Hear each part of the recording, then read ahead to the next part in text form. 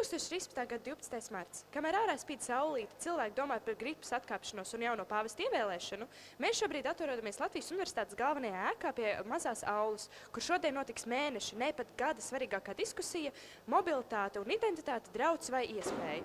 Tad, nu, lūk, dosimies arī iekšā, paskatīsimies, kas notiek diskusijā, un tad jau redzēsim, kur tas mūs vedīs tālāk.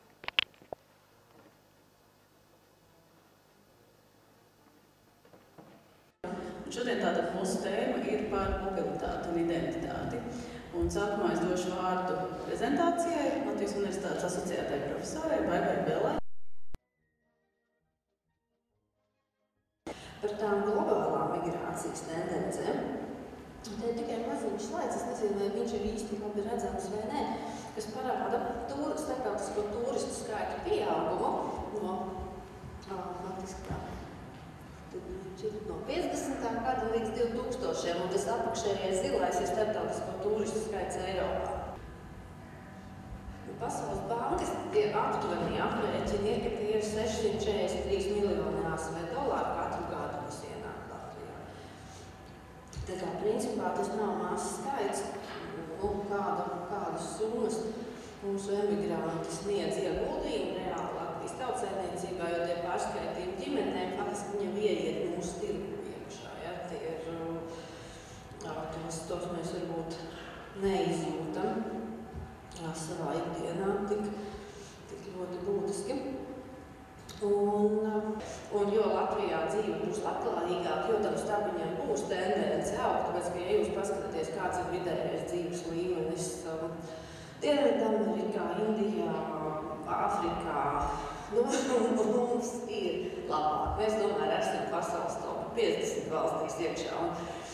Ir 150 valstis, kurās dzīves līmenis ir sliktāks nekā pie mums.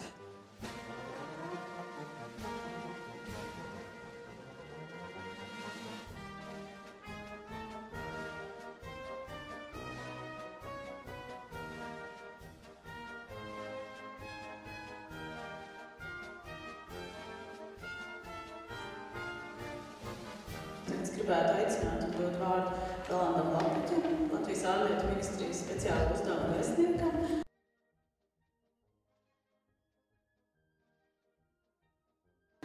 Es redzu divos jautājumos.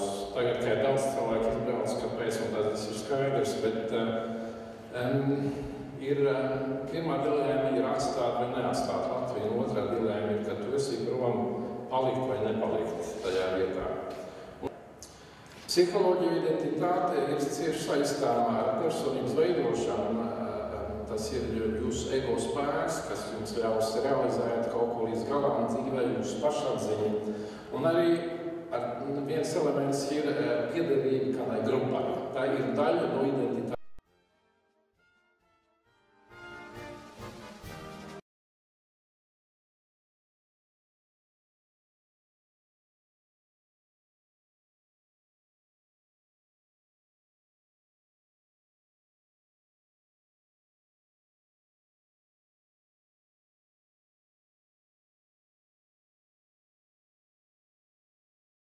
Vai ir arī kādas domas par to, kā, drīzāk nevis, tie ir aizbraukuši, bet vismaz, kā nepalielināt aizbraucēju skaitu, bet strādāt ar tiem, kas ir šeit un kas domā aizbraukt, lai viņus motivētu varbūt palikt?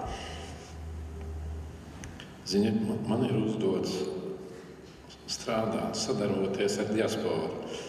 Es ļoti daudz domāju par Latvijas ekonomikas attīstību, un es priecājos par to, kas tiek darīts pareizi. Es nesaprotu šo pretizstatīšanu.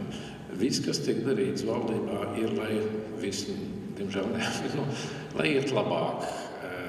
Mums pieaugums ir un tā tālāk. Tie, principā, ir faktori, kas veicina to, lai mazāk cilvēki brauc prom.